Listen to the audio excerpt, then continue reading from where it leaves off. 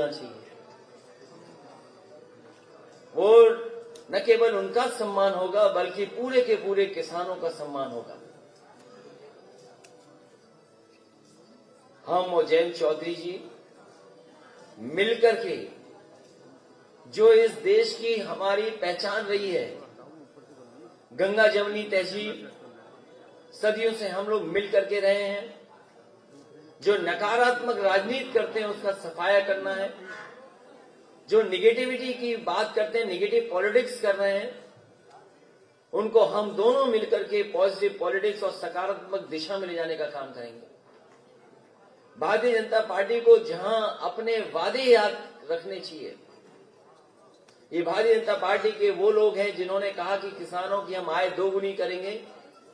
अगर आज की महंगाई में हम देखें तो जहां कमाई आधी हुई है, महंगाई दोगुनी हुई है, तो सोचिए कि किसानों के परिवार में खुशहाली कैसे आएगी। गन्ने का भुगतान हो, महंगाई कम हो, समय पर खाद मिले, डीएपी मिले, कीटनाशक दवाइयां समय पर मिले, कम कीमत की हो। डीजल पेट्रोल की जिस तरीके से कीमत बढ़ी है और जिस तरीके से भारतीय जनता पार्टी के गलत फैसलों से गरीबी बढ़ी है, अगर हम उन्हीं का दावा माने, उन्हीं के आंकड़े माने, तो वो कहते हैं कि 80 करोड़ लोगों को हम राशन दे रहे हैं। हमारे किसानों को, हमारे गरीबों को ये मजबूर बना रहे हैं। जहां इन्हें खुशहाली के रास्ते पे ले जाना था, वहीं आज गरीबी के रास्ते पे ले जा रहे हैं। नौजवान के हाथ में नौकरी रोजगार नहीं है, न कारखाने लगे, न उद्योग लगे। और जिस समय सरकार की सबसे ज्यादा मदद की जरूरत थी, याद कीजिए वो लॉकडाउन का समय, जिस समय सरकार आगे आती, मदद करती मजदूर भाइयों की, इस सरकार ने मजदूर भाइयों को अनाज छोड़ दिया। वो यहीं से पैदल पैदल अपने घर पहुंचे, बड़ी संख्या में लोगों की जान भी गई। और फिर जब कोरोना का समय आया, मेरठ के पत्रकार और मेरठ की जनता से बेहतर कौन जानता होगा, न सरकार दवाई दे पाई, न बिस्तर दे पाई। ऑक्सीजन के लिए जो मारामारी हुई, गरीब को लगा कि रेमडेसिविर जैसा इंजेक्शन उसके परिवार की जान बचा सकता है, दवाइयों की कालाबाजारी हुई। और जिस सरकार को मदद करनी चाहिए थी, वो सरकार दिखाई नहीं दी, सरकार कहीं थी नहीं। इसलिए समाजवादी पार्टी ने तय किया है, आने वाले समय में गन्ना किसानों का क्षेत्र है।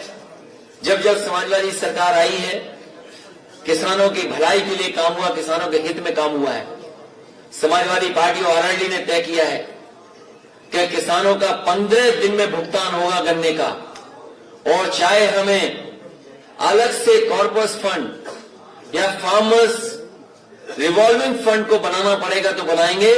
किसानों को किसी भी चीनी मिल के सामने धरने पर और सरकार के सामने धरने पर नहीं बैठना पड़ेगा। किसानों को गन्ने का भुगतान सरकार से कराने का काम और चीनी मिलों से कराने का काम करेंगे। वहीं 300 यूनिट फ्री, सिंचाई पहले की तरह फ्री।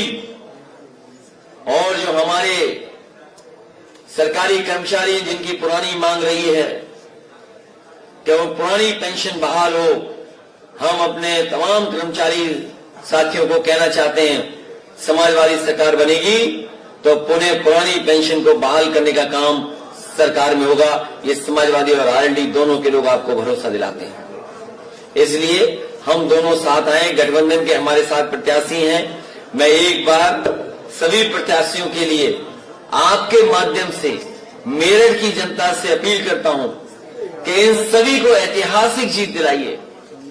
ऐतिहासिक जीत दिला करके उत्तर प्रदेश को पुनः विकास के रास्ते पर ले जाने का काम करें, पुनः खुशहाली के रास्ते पर ले जाने का काम करें।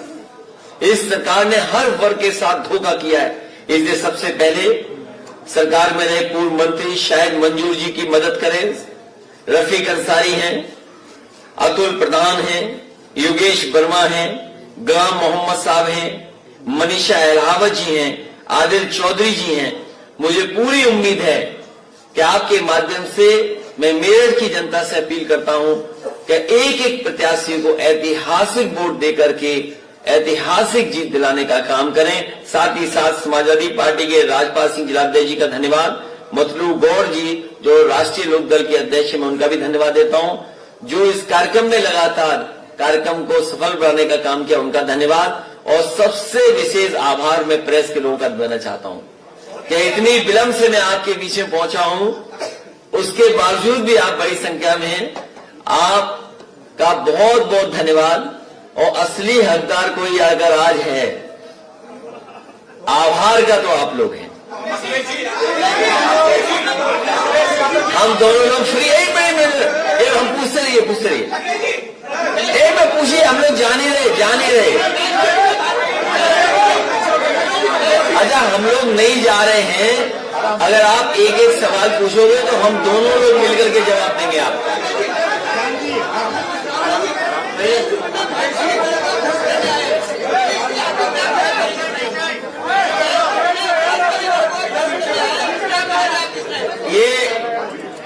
ये पत्रकार साथी हमसे नीचे हो जाओ तो पीछे वाले रिकॉर्ड भी कर लेंगे।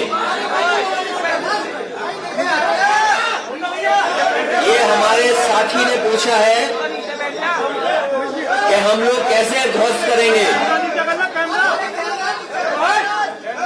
जिस दिन समाजवादी पार्टी और आरएलडी का कार्यक्रम मेरठ में हुआ था, उसी दिन भारतीय जनता पार्टी के होश उड़ गए थे। जिस दिन दोनों का ऐतिहासिक कार्यक्रम मेरठ में हुआ था, उसी दिन भारतीय जनता पार्टी के होश उड़ गए थे।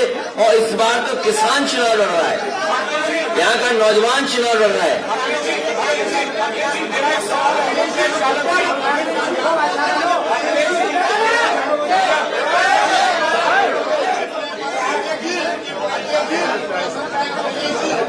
भारतीय जनता पार्टी के बड़े बड़े नेता आएंगे, उनको जैसे जैसे हार सताएगी, बड़े बड़े नेता आएंगे और साथ ही साथ में वो मुद्दे भी बदलेंगे।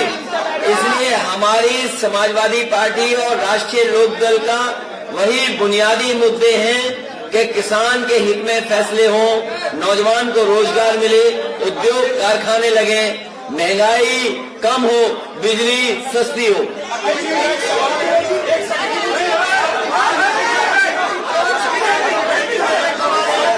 जो आना चाहेगा उसको पार्टी में लिया जाएगा।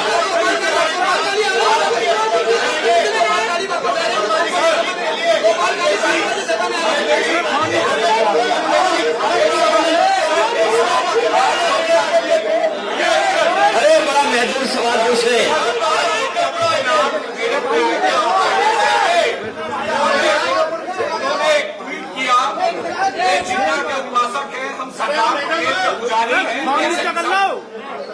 पाकिस्तान से आ रहा है, हम मां भारती पर जान न्यौछावर करते, इसमें एक लाइन और भी है कि हमेशा पार्टी कहते हैं। दोनों सवाल का जवाब चाहिए। ये जो लोग, ये भारतीय जनता पार्टी के लोग गन्ना गन्ना कब कहेंगे? भारतीय जनता पार्टी के लोग जाति जनगणना कब करेंगे? भारतीय जनता पार्टी के लोग किसानों की आय दोगुनी का जो वादा किया था वो पूरा कब करेंगे? याद होना चाहिए इतिहास कि सरदार पटेल जी का सम्मान पूरे देश में है, हर वर्ग के लोग सम्मान करते हैं। सरदार नाम उनके नाम के आगे तभी जुड़ा था जब सरदार पटेल जी ने किसानों के संघर्ष और किसानों की लड़ाई लड़ी थी। आज ये बताएं, जिन्होंने किसानों को आतंकवादी कहा, किसानों को मवाली कहा, किसानों को अपमानित किया, किसानों के लिए कील लगाई, किसानों के लिए बड़े बड़े पत्थर के लगाए गए रोकने के लिए ट्रैक्टरों पर एफआईआर हुई, डीजल ट्रैक्टरों को नहीं दिया गया, इसलिए जानबूझ करके ध्यान हटाने के लिए कह रहे हैं। और हमारे मुख्यमंत्री तो ऐसे हैं जो लैपटॉप नहीं चला पाते हैं, तो ट्वीट कैसे लिख पाएंगे वो? अगर आप सच्चाई से आकलन करेंगे तो भारतीय जनता पार्टी के पहले मुख्यमंत्री हैं जिन पर इतने आपराधिक मुकदमे थे। डिप्टी सीएम इनके, उनसे ज्यादा उन पर आपराधिक मुकदमे थे। जिन पर ऐसे मुकदमे होंगे वो तमंचेबाज होंगे कि जिन पर एक भी मुकदमा नहीं होगा वो तमंचेबाज होंगे।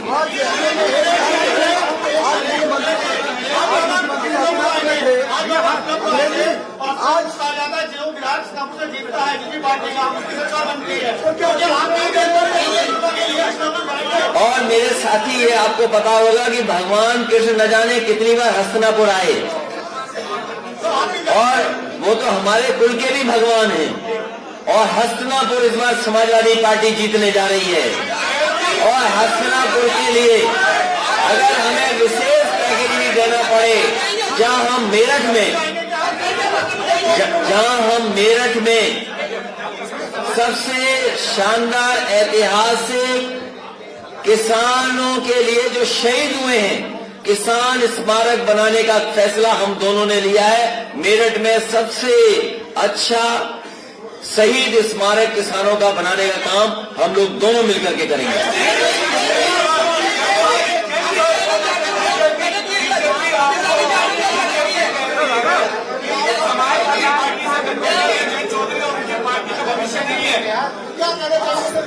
जैन जी बताएंगे।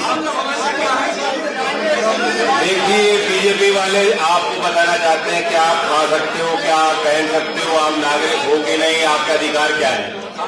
नौजवान जाता है नौकरी मांगने, उन पर लटवा दिए जाते हैं। किसानों को कुचला जाता है। किसान राजधानी जाना चाहते हैं, किसान घाट जाना चाहते हैं, उनको रोका जाता है। अब ये लोग बताएंगे कि हमारा भविष्य क्या है। बहुत विवेकपूर्ण फैसला मैंने सोच समझ के लिया है। चौधरी चरण सिंह जी की विरासत, उनकी विरासत के प्रतिनिधि इकट्ठा हो रहे हैं और उसी सामाजिक समीकरण को हम बनाना चाहते हैं।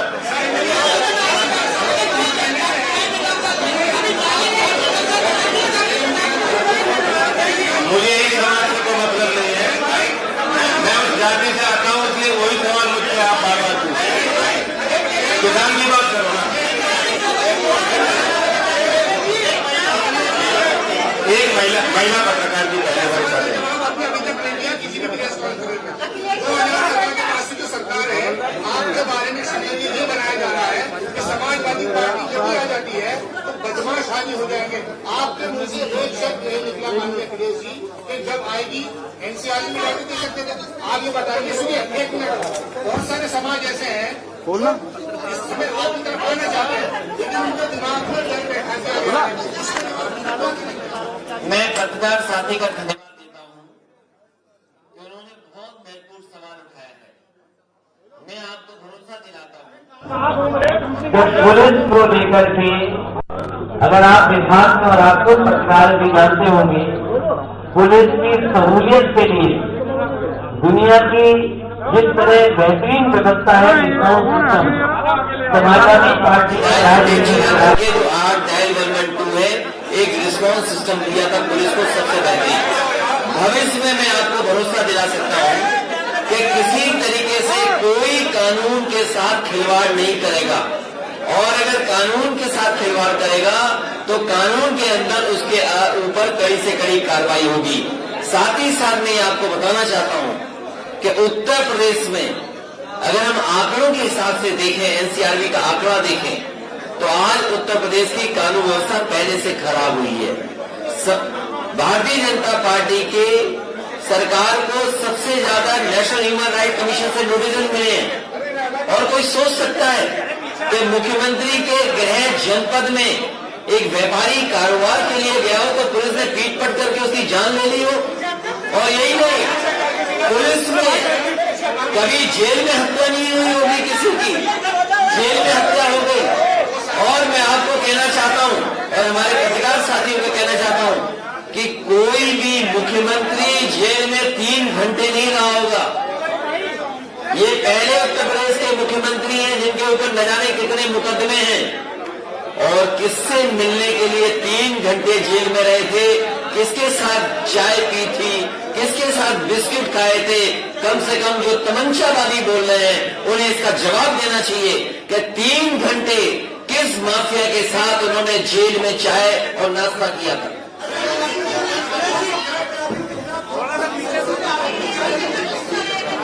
उसके लिए कोर्ट है और कोर्ट न्यायालय उस पर फैसला करेगा।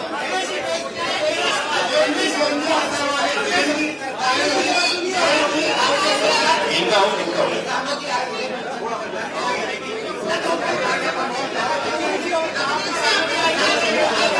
ये किसानों के लिए बिजली के लिए बड़ी बात ये कह चुके हैं।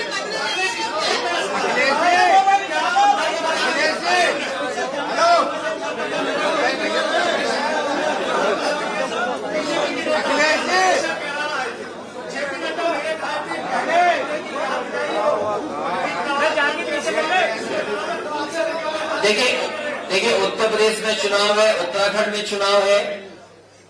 केवल उत्तर प्रदेश में पलायन का सवाल नहीं है। 1000 से ज्यादा गांव खाली है उत्तराखंड में, 1000 से ज्यादा गांव। क्या गृह मंत्री उत्तराखंड में भी जाएंगे? और इस बार यहाँ के किसान, यहाँ का नौजवान, यहाँ के हर वर्ग के लोगों ने तय किया है कि भारतीय जनता पार्टी का पॉलिटिकल कॉइन होने जा रहा है। मैं एक बार फिर कहता हूं कि चौधरी चरण सिंह जी को भारत रत्न मिलना चाहिए। भारत रत्न की पुरानी मांग को मैं दोबारा दोहराता हूं।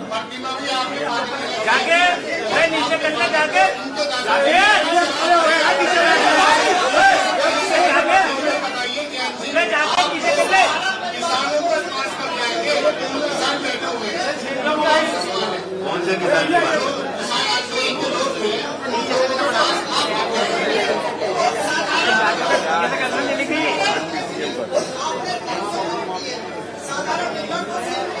नहीं तो आप क्यों कम करवाना चाहते 100 यूनिट? हमारे पत्रकार साथी खुश हैं कि 300 यूनिटें भी मिल जाएगी। ये एक पत्रकार साथी कह रहे हैं एक साधारण परिवार को 200 यूनिट पर्याप्त है। तो ये आपको बधाई देनी चाहिए कि एक साधारण परिवार से ऊपर की हम लोग सोच रहे हैं कि 300 यूनिट फ्री दे रहे हैं। और देखिए 300 यूनिट का होना, आज एलईडी बल्ब आ गए हैं, आज आपके पंखे भी इतने हैं कि जहां पर सहूलियत है, कम बिजली का खर्चा लेते हैं। आज आपके पास मोबाइल है, टीवी है, लैपटॉप है, तो ये सब डीसी करंट में चलते हैं।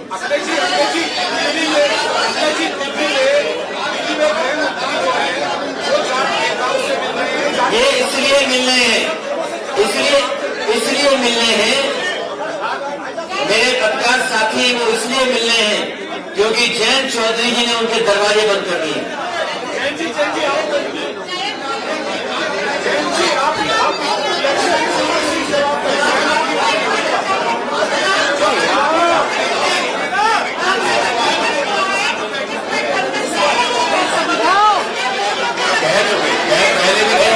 जनता ने मिल बनाया, जनता के साथ हम दोनों गठबंधन के लोग साथ खड़े हैं।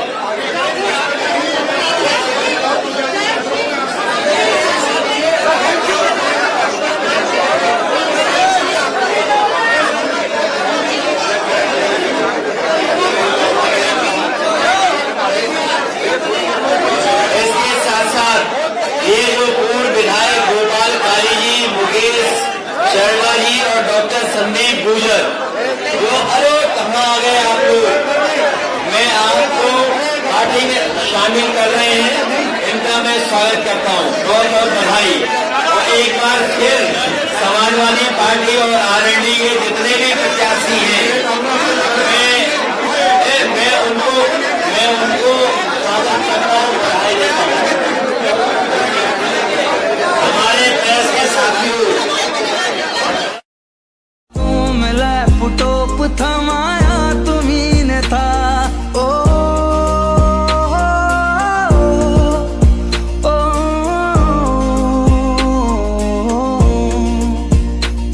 बहनों का हौसला भी बढ़ाया तुम्ही ने था, हाथों में लैपटॉप था।